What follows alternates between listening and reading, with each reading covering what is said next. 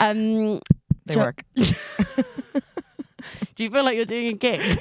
I'm like, anyone in from America? Yeah. No. I'm so excited to meet you because we've never met. Never met. Not in I have to warn person. you, the vibe on this sofa is I get quite Drew Barrymore because we start talking about parties and then I become really like activated, but I might move That's around. okay. A lot, but Tyler says I have to stay still because of the camera. Drew's too much now. She's too much. Have you seen that? Why are you fucking sitting on her lap? No, I know. Have you seen the meme that's like, it's like she's giving the vibe of the person who's just talking to the only person who has a bag of coke. She's like, so when are you going to the toilet? I know. She was like basically squeezing Oprah's tits. I know. Oprah was on with her. I was like, fucking leave And her alone. Kamala Harris, when she was like, down. the country needs a mama. Kamala Harris is like, what the She's fuck? too much, She's Drew. too much. I do love her though. I love her because Yeah. she's had such a fucked up life as well. I know, and she's relatively sane. I know. Do you listen to that podcast, Even the Rich? Have you ever No. listened? Oh my God. So they do these deep dives on like famous people. And the Drew Barrymore one is crazy. You know, she went to rehab for coke addiction when she was 12. What? I knew she was. No, I knew she was Yeah, had a bit yeah. of an active social life as a child, but I didn't know she went to was on the rehab. back. She like ran away from her mum. Wow. Ran away from her mum to go to like fashion party in New York and started taking cocaine at like 11, 12 and then was in and out of rehab from 12. It's a crazy, I mean, her whole life is crazy. Remind me of that podcast. I'll at the send end. it to you. Yeah, I'll send it to you. Okay, so I'm really excited to meet you. I've wanted to meet you And for are such a you? long time. And are you? You are wonderful. You're wonderful. Thank you so much. Wow. Okay. This is When you came podcast along, I was done. like, I see. Okay. Yeah. I know. Sometimes new people come through, and you're like, she's not going anywhere. This one's here to stay. Name and I shame like them, this. Joanne. Who I are like they? this. Wow. No, but I was like, this girl's got something special. I was like, I love her. I feel like I've always felt like we have a sort of kindred spirit and that we would get on. I feel like we would get on a night out. To be Oh, honest. I've no doubt about it. Yeah, I and feel that is like- in our future because we're both playing Latitude on I the same know. day. So that's what we'll do. Yes. Yeah. And we've prepped it a lot today. What is your sort of like social vibe? Are you like a socially anxious person? No. Oh, do you know what, actually? Okay, this is my social vibe. Before comedy, I loved going out. And I loved going to house parties. And my nickname was Machete McNally because I used to use a knife to get people to listen to me tell stories in kitchens at 5 a.m. Excuse me, listen. Yeah. And I never forget it. One time I kind of came to at a party and they were like, put it down. And I was like, oh my God. And I had a knife in my hand. Machete McNally. Machete McNally. Then it was something. It would use. Then I kind of moved on to wooden spoons and spatulas and stuff like that. But Because after the police inquiry, indeed, after the stabbing. after you killed the guy, yeah, stabbing. you had to I don't resort know, I to just wooden fucking walked spoons. into Yeah, it. no one can kill someone with wooden spoon. He walked into it laughing at my Yeah. story. That's what happened. And then comedy. Then I started doing comedy, and then you become problematically insular because you're alone all the fucking time, and then you kind of forget how to mingle and mix. So now I wouldn't have anything like the social life I used to have. Now what I love is like one-on-ones, kitchen tables, wine, maybe a third person, potentially a fourth. Big gangs, house parties now, I'm kind of over it. Do you ever mix doing comedy with socializing? Like, say after a show, would you ever go out? Not anymore, but I used to when I was doing smaller shows. I remember once I was doing a show in Galway and I don't think I even had an opener with me at that stage. And I went out into the lobby after and I was like, hey girls. This is what I was going to ask you. I knew, because I've done this. Where are you going? I've done this so many times. Yeah. When I was on tour last year, I had this really good show in Leeds and I had no one with me. Yeah. And I was like, I need to go out to like celebrate the show that I just had. So a girl DM'd me being like, that was amazing. And I was like, hey, like, Where are you? Hey hon, you up? So did you then go out Yeah, I with went these out girls? with them. Yeah, so anywhere where it's a smaller venue, because with the bigger venues now, it's not the same. It's not practical really. But it also was a bit fucking odd if you do Live at the Apollo and then you're like, hey girlies, where are we going? Yeah. But then when I was in San Francisco, when I was doing shows in America, because obviously my shows in America are significantly smaller.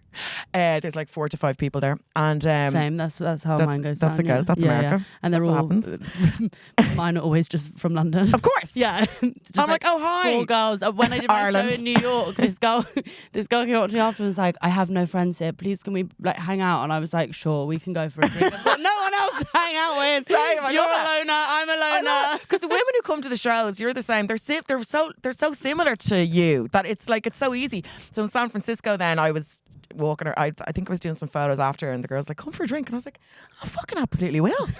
We were Was all she doing shots American? in the bar. No, they were Irish. Of course, they're Love, Irish. Love. Yeah. What was it? How do you find performing in America? Is it mainly Irish people? It's not. I'm not going to say it's all Irish. It's not all Irish, but it's mostly Irish or people who identify as such. How would you imagine? I'm so interested in how Americans would perceive our comedy. How do you think American people would perceive our Same. comedy? Yeah. Do you know what?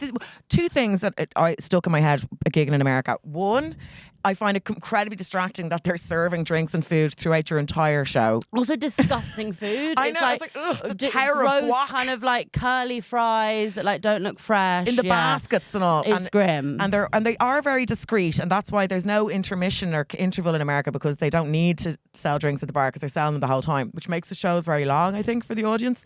Like if you have an opener and it's a very long night. But I find with American audiences, if you slag yourself... So I had this joke that I was like, I'm just out of a polyamorous relationship with this guy. I was just out of a polyamorous relationship. The most interesting thing about being polyamorous is when you don't know you are, right? Love. I.e. cheating snake. Yeah. And Love. in Ireland or the UK, they're like, ha, ha, ha, ha. In America, they're like, ooh. Yeah. And I was like, Yeah. no. It's Yeah. I'm like, Just kidding. Yeah. Well, not kidding. No, but not kidding, but yeah. it's a JK. Yeah. And they're like, ooh. Yeah. Are you okay? But they kind of do that, like not to like shit on American people. Oh God, I love America. I love America so much, but like sometimes I'm like, God, they like, because I say like kill myself all the time, like 15 times a day. I'm like, I'm gonna kill myself, and I just can't stand it when people are like, oh, don't kill yourself, and I was like, I'm not actually gonna kill myself. Yeah. But I also understand that I shouldn't say that. I've been told off for saying it quite a lot. Have you ever done it? No. Not You're still here. successfully. You're still here. You're fine. You're like, I haven't done it, guys. Relax. I just think KMS is the new FML. You know how we say FML? I just say KMS now. When something goes wrong, I'm like, if I miss a bus, I'm like, oh, KMS. KMS. Yeah. What age are you? 30, just turned 30. Yeah. So I've sort of stolen that from the kids. I've only figured it. I've started. Do you know when something starts ironically and then it becomes your actual language? So lol to me, lol was like an offense on the senses. Anyone who said lol to me was just a fucking douchebag. Now I started saying it as a lol. It becomes quite addictive. And now I'm like, doesn't it? lol. I like saying LMAO. What I is like it? LMAO. LMAO. Laughing my ass up. Yeah. Well, you sit there deadpan trying to kill a mess. Yeah. Kill a mess. Trying to get a mess. I can't Elmo now. I'm trying to kill MMS myself. Lol.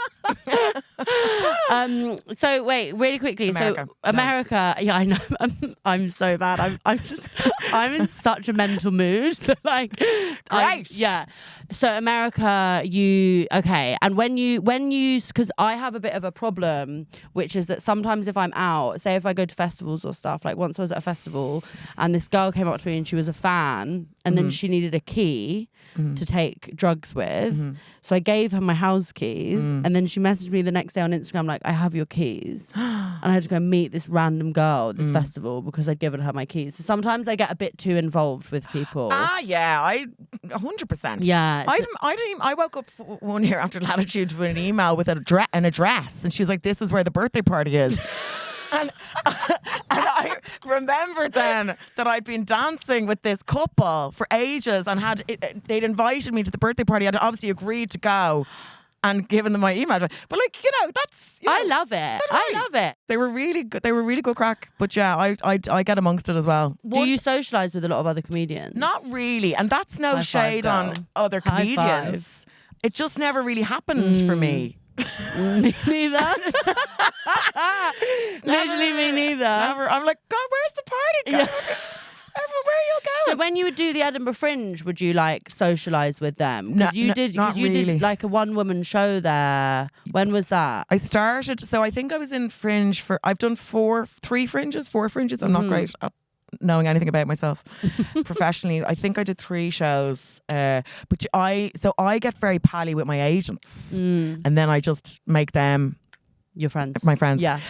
So I never, but I think last year was the first year I actually, last year that I went, did I go last year? Yeah.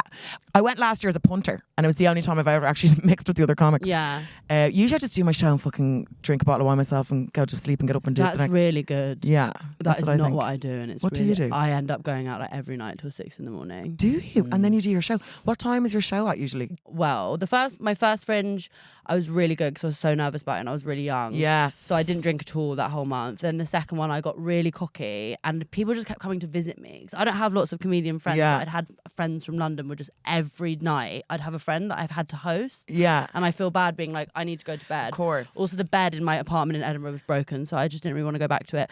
And so I ended up like, and then by the end I was really KMSing. Yeah. I bet you were. Yeah. Now, just to correct that, when I was there, it was that lack of friends that had me not going out. Last year when I was there as a punter, and I do know more comics now, I was out every night. Yeah. So I have it, like, I am a party monster. Yes. Oh, when they write. No one is thinking you're not, by the way. It's more, my observation of that is like Edinburgh's quite weird. It is and very especially strange. I think we're similar in the sense of like comedians are quite in a way insular, and maybe I've always found it really hard to penetrate like friendship groups of comedians, so I've just not really tried. Plus what I found, I came into comedy quite late. I was in my 30s when I started. Was it 33, 34, something like that.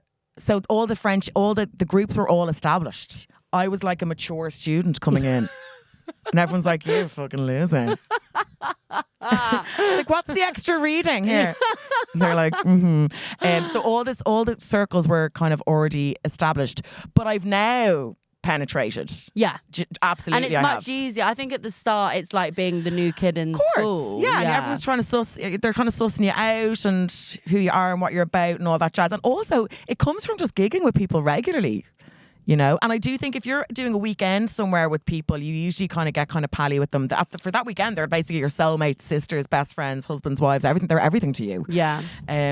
And I then think it's nice to be friends with comedians. Like I benefited so much from it now. Of like my comic friends have helped me so much with just it's an insane job.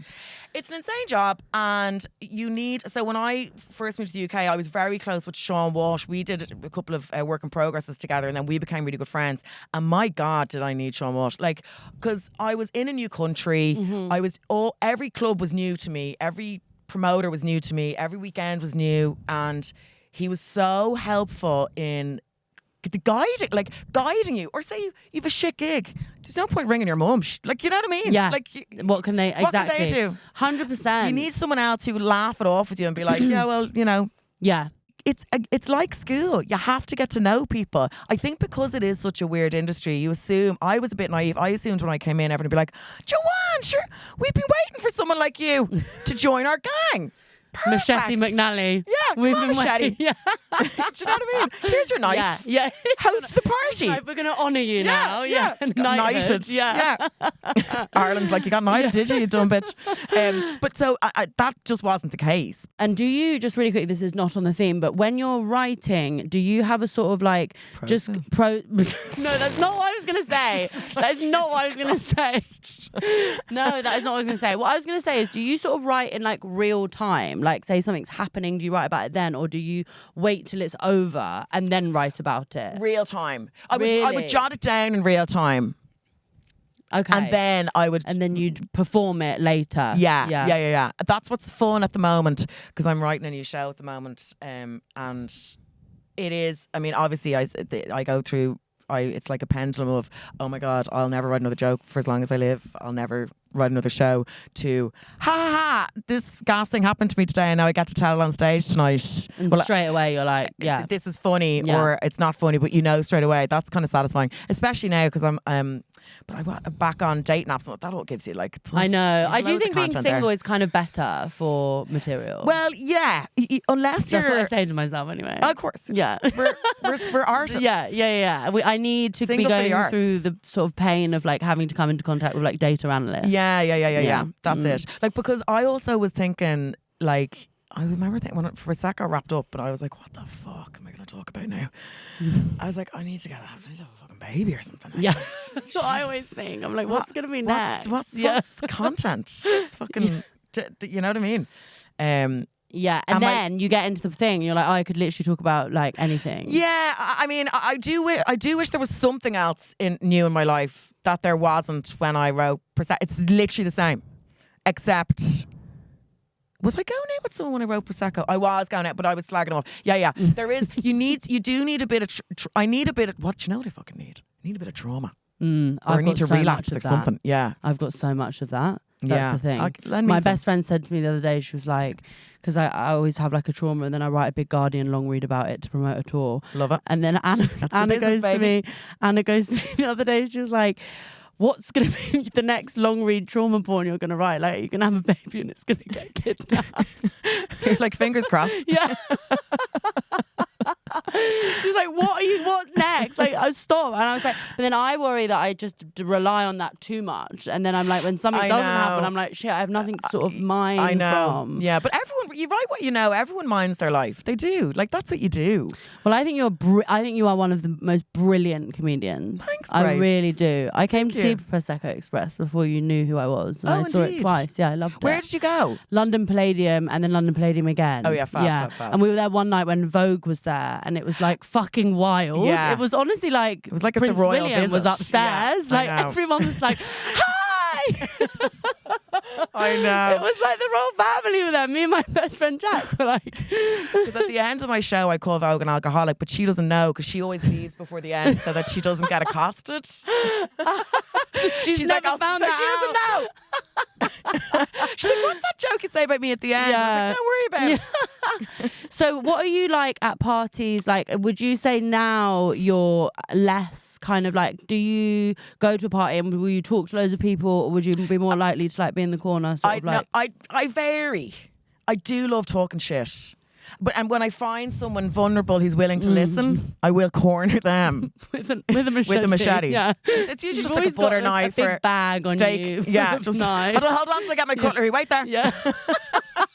I'll be back in a second. You're not fucking going anywhere. They're like trying to slip out the back. They're like, oh my God, the pointing has started.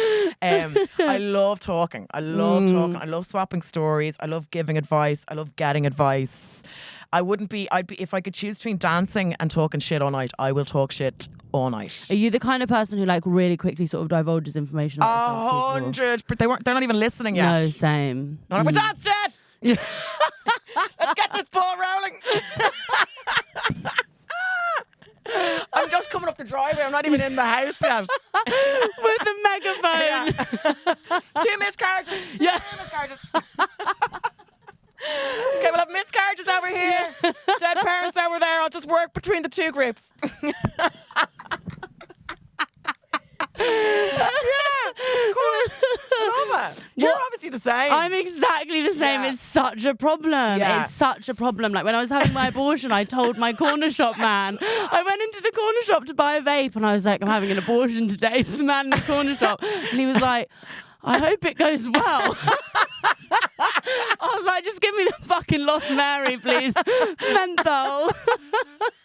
There's a real problem. I have this sort of like, if something's going on, I find it really hard to be around someone without saying, this is what's happening in my life. Like, it's a real problem. Yeah, I think it's an openness that I think makes you very good at what you do. Like, you need that. You need that kind of confessional, because you do comedy in a similar style to me, where you are minding your own life and you are kind of trying to tap into those shared experiences, and that's why they're fun shows to go and see, because people are like, yeah. So you need, it's hard to switch it off then when you're off. That's the problem. But then do you ever get the feeling of like, oh my God? What I do find now, because it's a little different now because of where I am now. As in a superstar? Well, I wouldn't. Yes. As in mega famous? There's a bigger audience there now. So now I would be more cautious about what I would say. Like, I met a girl on a train once, and I'd just broken up with my boyfriend, and she came over and she's like, tell us what happened to your man. And I was like, no. Yeah, no. It's a no for me. Yeah. Because I was like, but it's also just like, what? Yeah, I don't know. She'd had a couple of drinks, but that kind of stuff now. Whereas back in the day, I'd be like, fucking pull up a pew.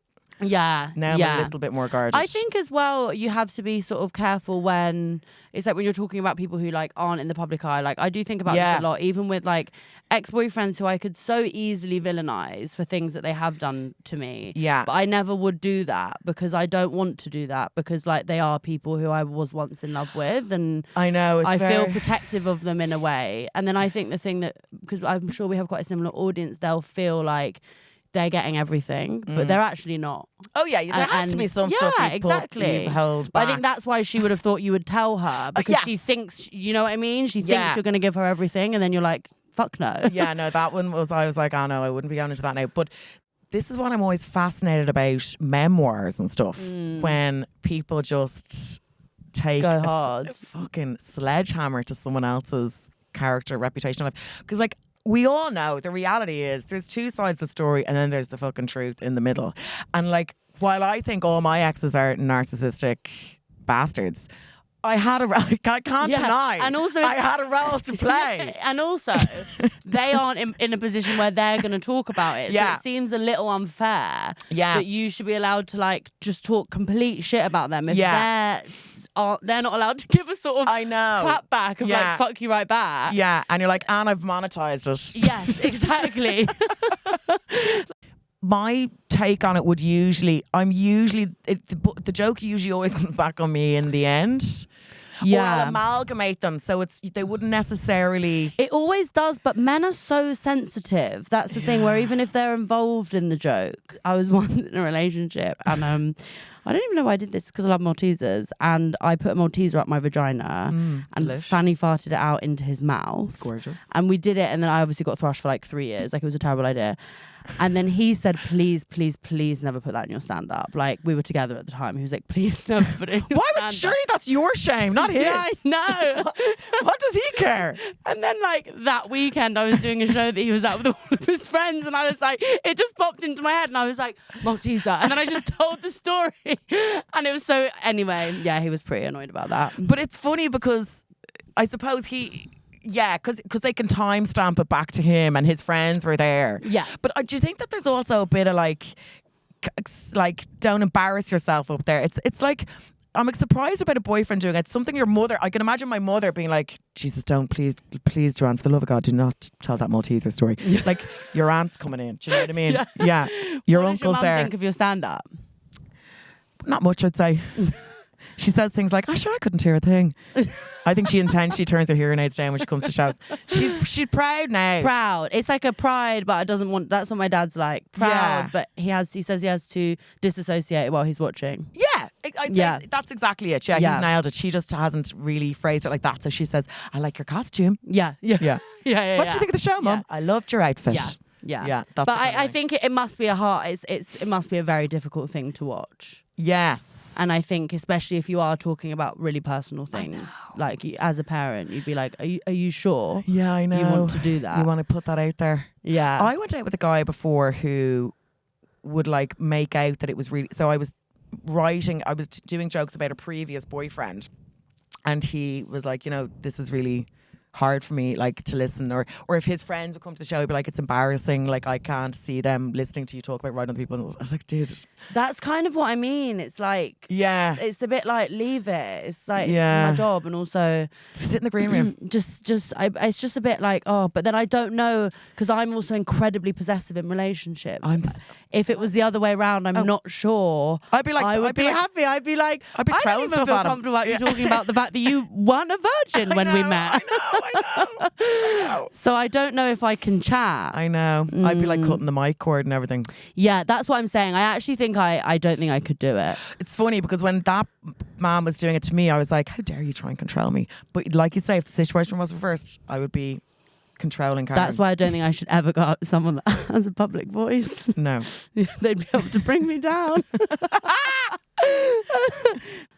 Okay, wait, I actually want to ask you this. Okay. Are you a late person to anything? Are you late? No, I'm very punctual. You're very punctual. You were punctual today, actually. Yeah, I'm very punctual. That's a really good. Have you always been like that?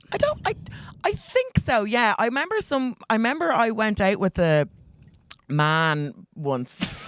I've gone out with several, actually. She says smugly, but one of them, and he was really punctual. And he said, if you're 10 minutes, if you're on time, you're late. Yeah. He's like, being on time, you're actually late. Like, you're supposed to be there early. And I just kind of inherited it from him. But it's not something anyone who knows me would expect.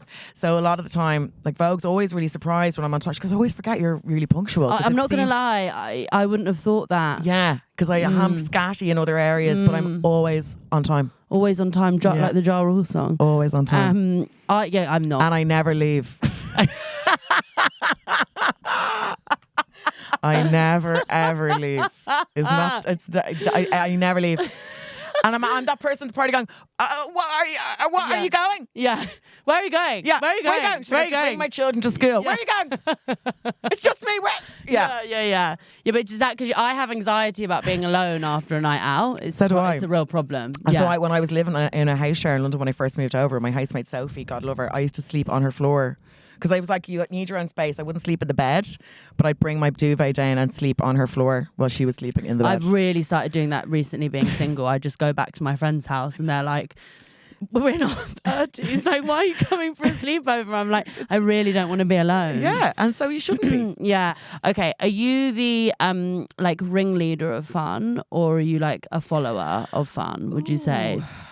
Interesting question. Are you a host? Do you like hosting? No. Same. I like attending. Me too. And then leaving. Yeah. In fact, I've lived on my you own make now. such a mess.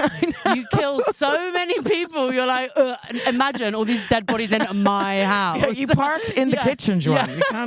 You can't drive through the doors. Yeah. And you're drunk. Yeah. I wanted to have a dinner party in my new flat. And I was like, I sent to Vogue, I do the pod shoot, so I spend a lot of time with Vogue. And she's got this gorgeous house. And I was like, I want to have a dinner party. I really want to invite friends. And she was like, lovely. I was like, but I need you to host it in your home. Because I don't know how to do it. And my kitchen's too small. And so I need you to host and the whole thing, but it's my dinner party. Mm-hmm. She was like, right. And that's did it a no. happen? She's like, that's a fucking no from me, Joanne. That's my fucking dream. What? It's for someone to host me at dinner party. It's my absolute Of course, dream. it's so nice. I hate hosting. I've only got 3 dining chairs, so I just don't want to buy more. Yeah, no. Because they're just so expensive, and they're from Anthropology. Just so get I'd rich rather friends. not. It's easier. Yeah, exactly. What's your best name drop at a party, or like the best famous person story that you've met? Well, I did, and I'm not name dropping Alan Carr, but I'm saying I did Alan Carr's podcast, and so I don't really meet famous people that much. He was like, "Who's the most famous person you met on holidays?" And the only person I could, so my name drop is Wayne Lineker. That's it. There's no like, I met him. Me and Vogue were filming a TV show, and I beat that, and we went. Did you go to his club? Yeah, we went to his club. That's kind of a bucket list for me, though. Yeah. Is to go to Wayne Lineker's club We and went meet Wayne to the Lineker. club and we like had a table and we drank champagne and blah blah blah, and we were by far the eldest people there, and yeah, it was pretty full on. It was pretty intense. Who have I met? I'm trying to think if I ever really. I mean, like Do you know what I saw in the street the other day? This is a really weird story, but so I'd had a dream the night before about Rosamund Pike because I'd watched Saltburn. And I had this dream, and in the dream, I was house sitting for her, and then the house got burgled, and she was really angry at me, and she was like screaming at me. And the next day, I was just driving along, and she was just walking by my car for about 10 minutes. And I was like, should I just tell her about the dream? Please tell me you weren't down No. I didn't, but I was like, how weird is that? I've literally just dreamt about you, and now you're walking like parallel to my car. Did you remember when you saw her, or had you already remembered? No, I've been thinking about the dream all day. That was what was weird. I kept thinking, what is it? Because I love analysing my dreams. So I kept thinking, like, what is that about burglary? What does the burglary mean? I wasn't really thinking about her. And then I was like, oh my God, she's there. That's like one of those glitches in the system where you kind of think we're all living in a video game. What's the word? What they call simulation. Yeah. And it's like the NPC. Like yeah. I had a dream. Where did you had a dream about Saltburn? I had a dream about Barry Keoghan and Sabrina Carpenter last night. What happened? We were all in some sort of. You're having a threesome, yeah? I wasn't actually. Oh wow! Okay. But I remember feeling kind of jealous of Sabrina because me and Barry were kind of getting quite pally, do you know what it is? I'm obsessed with the fact that Barry Keoghan only follows Sabrina Carpenter on Instagram. Does he really? He only follows her. And I was like, that's a man who either knows he can't be trusted. Yeah. That's a man who Sabrina's put a fucking gun to his head and been like, you can only follow me on Instagram. Or he's a man who cannot believe his fucking luck that he's bagged Sabrina Carpenter, and he's like, I am not going to risk like, because the amount of women I'd say slipping into his DMs, and we know what men are like with the DMs. Jesus Christ. Yeah, it's an illness. Oh my God, they cannot help themselves. And, I know. so I think he was removing all that. I don't think men should be allowed to have phones, is what I think. I agree. I don't think. Or sorry. eyes. Or eyes. Sorry. Callum, you can have a phone to reply to my messages. No, you can't, Callum. Yeah.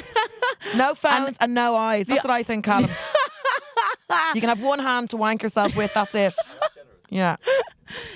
I don't think they should be allowed to have social media. I don't think they should be allowed to have access. Not to if it. they're going out with us. No, but also because men posting on social media gives me the ick. It depends if they're good or bad. I mean, the ones, have you seen the dating profiles where it's just the same? There's just one man taking these deranged selfies over and over. He doesn't smile. He doesn't break. Like, he's just staring. No, stop it. And you're like, dude, you haven't even changed your top. Yeah. Yeah, it's that. Men aren't great about posting on social media. Some men are good at it. Some men, but some men are not. Some men are. It really turns me off. What? Disgusting. Okay. Who would be your go-to +1 if you like invited to a party? Who would be your +1? Like, who would you go? All my friends are well able. Yeah. One of my very good friends, Anya, she'd be one of my best friends. She lives in Ireland. We do a lot of stuff together. She's great and you at have a party. a good vibe together. We have a great vibe together. We do holidays together. We're both single women. We like to travel together, and like, she comes to shows with me, so she'd probably be my +1. Now, we party differently. Anya's In what way? She's quite civilized, and she likes to play. She likes a bit of charades and a table quiz. You can do both, though. Yeah, you can. Yeah. Yeah. Yeah. Yeah. And you would say you're what? I'm more I'm there to consume. Yes, me too. Yeah. That's fun, though. Yeah. Whereas Anya might have like half a cider and a Marble Light, and she's done. She's done. And she loves dancing, and she's like a very kind of wholesome party person, I would say. Mm-hmm. And do you? I'm not going to go into. I was just suggesting I'm basically like strung out the whole time. No, but you know. But I think I'm the same. I just find it really hard to stop. I think, and it's just because I'm having so much fun. I know. If I'm not having fun, I'll leave. Gone. But if I'm having fun, I'm addicted to the feeling of having fun. 100%. And I don't care if me having fun means you're not having fun. Yeah. Once I'm having fun. That's it. Your needs don't matter to me. Yeah, I'm not meeting your needs. You just have to listen to me and watch me. Yeah. Exactly, yeah. Yeah, so I think but I think she wouldn't stay, and I'd end up staying. And then, but like one of the girls that some of my best friends I've met at house parties. Yeah. When I was in my 20s. And we went on to like live together, and one of us have a business together now and everything. Love that. I borrowed money off her to buy booze at a party, and then we met. I owed her €50, and I met her the next day to give her the €50, and she's like, "Do you want to go for a drink?" And I was like, "Yeah." And now we're like bestest friends. Love that. Yeah, because you're meeting like-minded people. One of my best friends came up to me at a party after I'd broken up with my ex-girlfriend, and she said, I am going on a date with your ex-boyfriend next week. And I said, because someone had told her that this guy was my ex-boyfriend. And I said, and he wasn't. Well, it was my ex-boyfriend. And I said, well, if you don't go, then we should just go out that night, and then we can just become friends. And then she never went, and then me and her became like really good friends. Yeah. But that's how we met. That's a lovely story. Yeah. See, women. And he never got to go on a date. Yeah, exactly. Yeah. Girl bossing. What's the worst hangover you've ever had? So You don't get hangovers? Really? You kind of look like someone who doesn't, because you just look fucking fresh. No, that's sweat. I'm not even messing. That is actual sweat. I don't get hangovers. You don't get hangovers? Not really. Now, I have to say, let me explain. Some of my friends, we'd have a couple of drinks, and then the next day they're like, and they're like on the Solpadeine, and they're on the Lucasades, and they're on the fucking Monster Munch and all. And I'm like, I'm good to go, girls.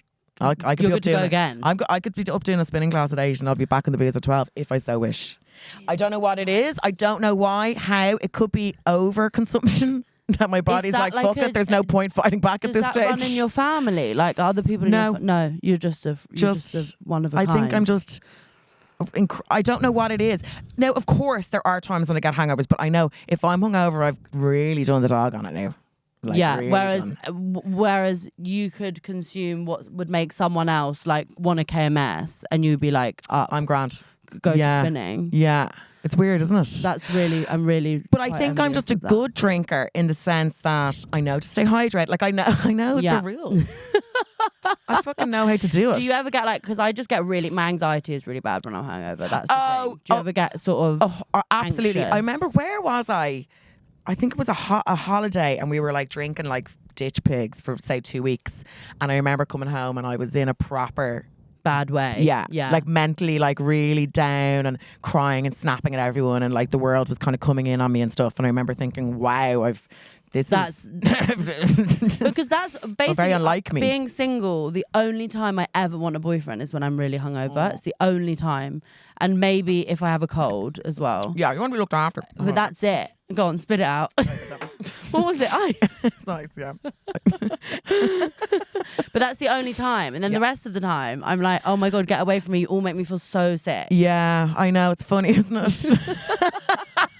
It's like I when don't think I'm ever going to get a boyfriend after the things that I say. when you have needs, or when you feel a bit exposed or vulnerable or sick or down or anything like that, it is really nice to have someone to lean on like that. But like that's why. But I think you're the same as me. You've loads of really good female friends. And I think that's the thing that I've realised, not to really sound like Drew Barrymore now. Do you want to hold? When are we going to start holding hands? When's that happening? I don't want to highlight the fact that I just don't want to bring attention to the fact that I've got these gammy fingerless nails, nailless fingers.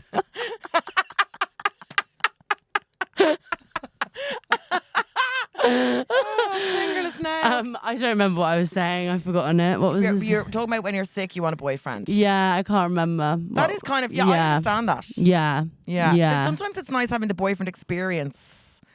With somebody. But this is what I was saying, because you said about friends. That's what I've realised in the last year, is that I spent so much of my 20s thinking that having a boyfriend would like solve loads of my problems. I've never had a relationship with a man solve a single one of my problems. The only people who solve my problems are my friends. Of course. I know.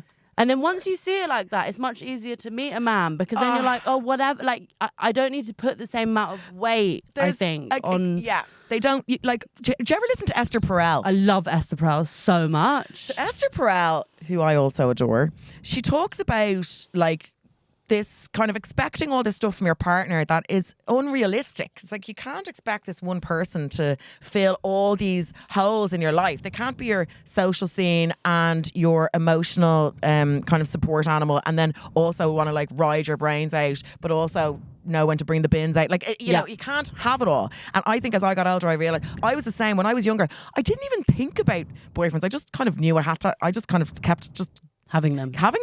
Wow, just collecting them. Humble brag. Yeah. Literally. I would just like walk out on the street and it would start raining, and then a man would be in my lap. Here comes another one. Oh God. Girls, take him off of me. I'm done. I went through, but I was always like, because I broke up with someone. So one of my friends is single. She's been single a while, and I just broke up with someone, and I was like, oh, we're both single, and she's like, I'll give you fucking 2 weeks. And needless to say, I had something else on the go. Yeah. But it's always just on the go. Like, I'm not a long-term person and haven't been so far. I don't have the attention span for it. But like that, I'm a bit cynical now. I'm a bit skeptical now, because I'm like, they actually, and this is a terrible thing to say, maybe it's just the headspace I'm in at the moment, they're great at the start. And then the cracks start showing. And then, you know, they can be a bit of a headache. So there's a guy I was kind of slightly dating recently. It was all very early days. And I was telling you about this. He after one of our dates, he updated his Hinge profile. And I was like, okay, now, I have a lot of peace at the moment in my mind. I'm not going down this road. I'm protecting my peace.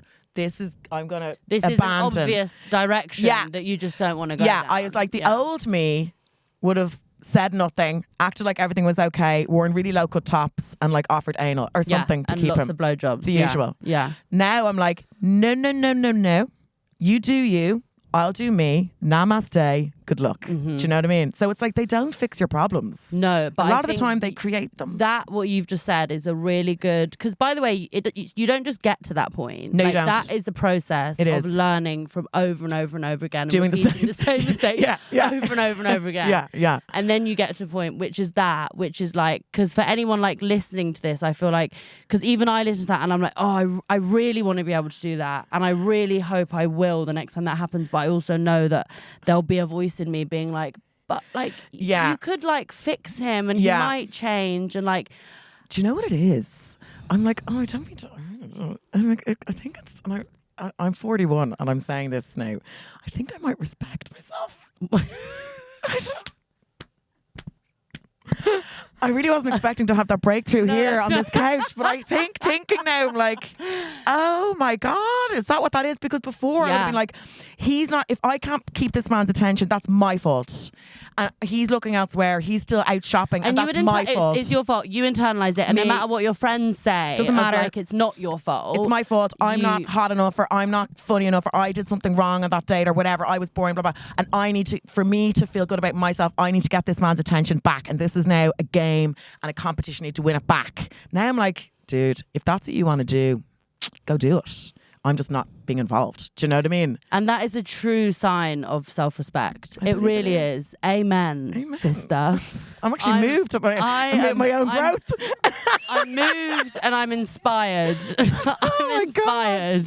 I'll probably be back with them. It's like an Esther Perel podcast. By the time this airs, I'll be back with them. We're giving it another go. I'm number 5 on his roster. He says there's room to move up. He's deleted Hinge. He's only on Tinder now. I think that's great. We found a compromise.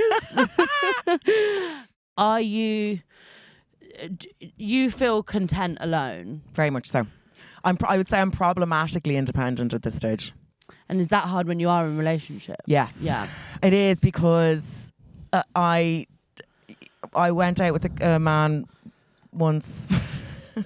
Can I just say, every like man you're talking about, you go, I went out with one man one time. Do you know what I'm trying to do? Just one time.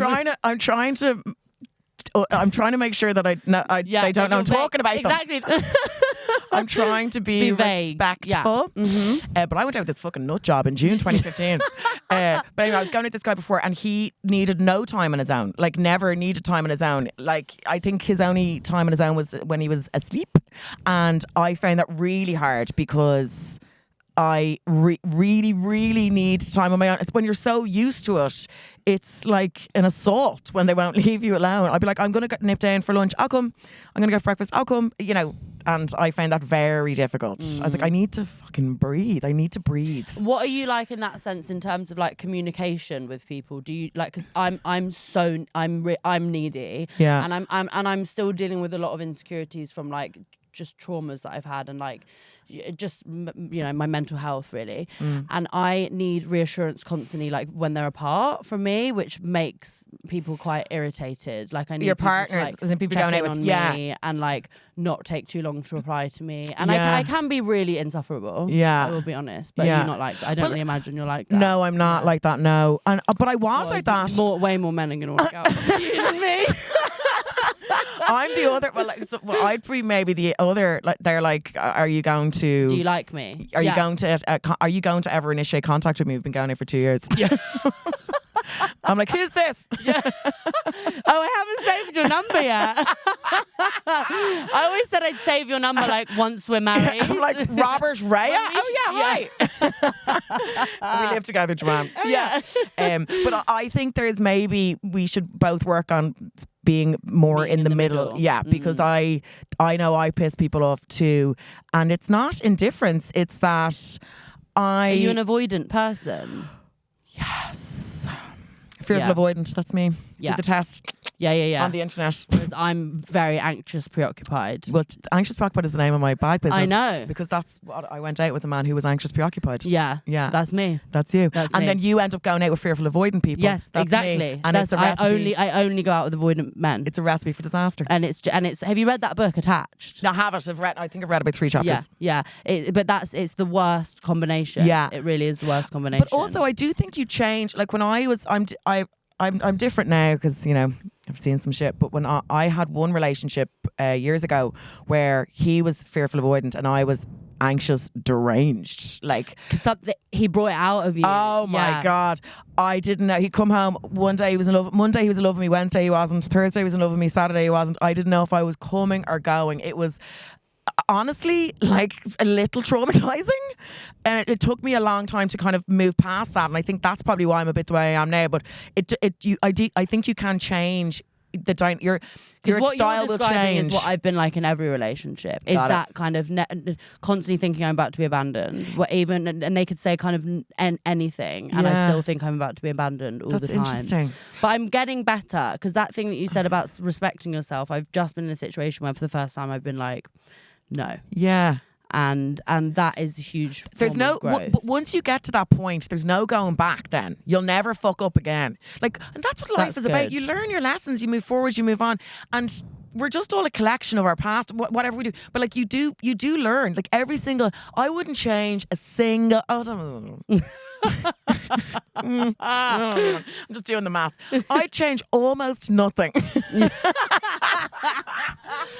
about my love life, past relationships. There's a couple of things that I could have kind of done without, but it all kind of builds you into who you are, and it's fucking great for stand up. And it's great for stand up. And life is I don't like life when it's boring. No, who does? Right. Okay. So we don't actually know what this is called, but I'm gonna ask you like this or that questions. Got it. Okay. Do you like a dress code, or do you like to wear what you want? I'm very casual. I was going to go to Ascot, but they told me I had to wear a hat. So that's it. I'm not fucking going. You can stick it up your arse. Do you have to wear a hat? You have to wear a hat. That is so noncy. You have to wear whatever. I was being. It was an invitation to one of these little parties or whatever. London or Dublin for a night out? Oh my God, Jesus Christ. Let's get you get me cancelled. People, Get me cancelled. It'd have to be Dublin. I mean, it is Dublin. Yeah, 100%. Yeah, it is Dublin. Of course it's Dublin. Detox on a hangover or hair of the dog? Well, we know you don't get hangovers now, so that's redundant, isn't it? You don't need a detox when you're not hungover. But if I was struggling, hair of the dog. Always hair of the dog. Yeah. Do you ever like drink like in an airport at 7 a.m? Have we not just spent an hour?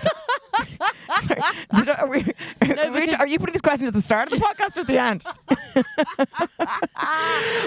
I definitely drink too much. There's no doubt about it, right? But I'm actually much more improved. I did get, when I was on the road, when I was doing Prosecco for those 2 years. Mm-hmm. We were in airports all the time, and it was a way of kind of managing stress, coping, and all that stuff. I'm much more improved now. Like, obviously, I turned down the drink you offered. Yes, we have to say that. Yeah, you did. Yeah, so I wouldn't really day drink now anymore. I kind of keep my drink into the weekends and gigging at the drink. But I did go through the day. But I was like, Joanne, the reason you're drinking so much is because you're in fucking airports all the time. But you have to understand, Joanne, you're not going on holidays.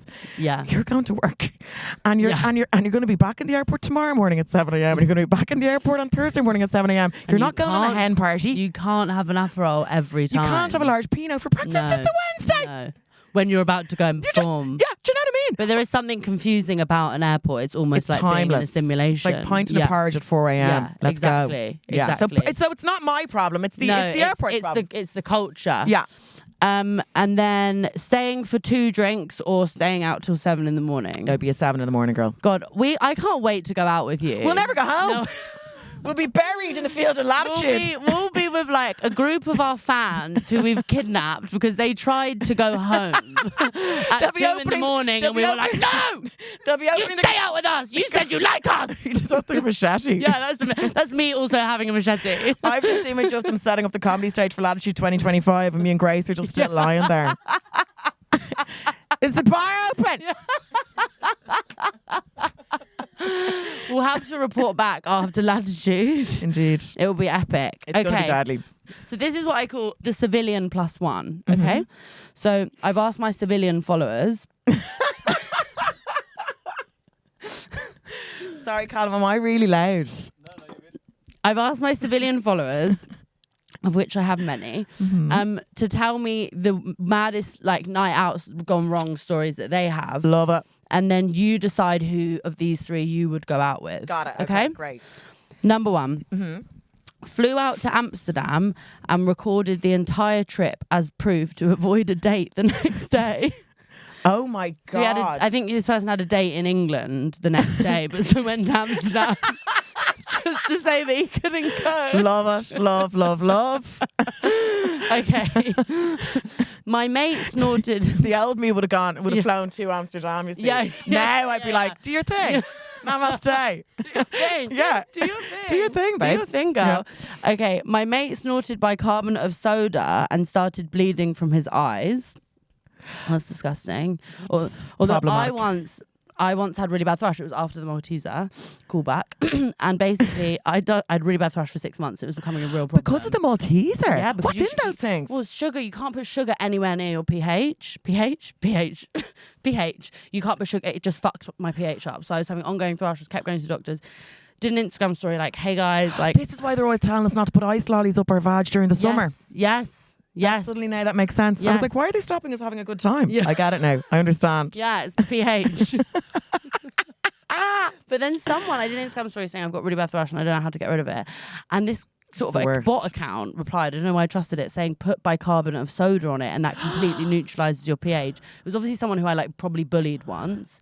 And so I did it and I had to go to hospital because it completely burnt like the skin off of my vagina. Grace. Anyway, right. So that's number 2. Number 3, took ketamine, phone got wet, dried it off in the microwave. Boom. And I'm sending this from heaven. Yeah. How do you fucking microwave a phone? How is that possible? Yeah, ketamine. But I don't understand. Was the K on the phone? Anyway. Okay, so you've got the guy who went to Amsterdam and then to get out of a date, the guy who snorted bicarbonate of soda, and then the girl who put her phone in the microwave. Okay. Who would you most likely want to have a night out with? Well, definitely not the Amsterdam person because... Flaky. Well, yeah, but like very committed to the flake. A little too committed, I would say. Oh, it's kind of lame. Yeah. And then the bicarbonate of soda would suggest they don't have enough money to buy actual drugs, so I'm not going out with them. So I think it's going to be number 3, Grace. Yeah, it's going to be the phone in the microwave. It's going to be the phone in the microwave. Boom. Yeah. All right, Joanne, you've been amazing. I've loved just it. Such a pleasure to meet you. And then my last question to you is, what's your best excuse to leave a party? And you can use it now. I've got work in the morning. I've got work in the morning. They're like, you said that 3 days ago, Joanne. Yeah. We're all waiting for you to leave. you don't even have a job, you mad bitch. I've got work in the morning, You're there like, guys, no, this is the last drink. This is the last drink. I have got work in the morning. And then it's 9 in the morning. Like, so when does work start? I sent in a CV a week ago. I haven't heard anything back. All right, go on. I'll have another drink. Go on. Thank you so much. Thank you.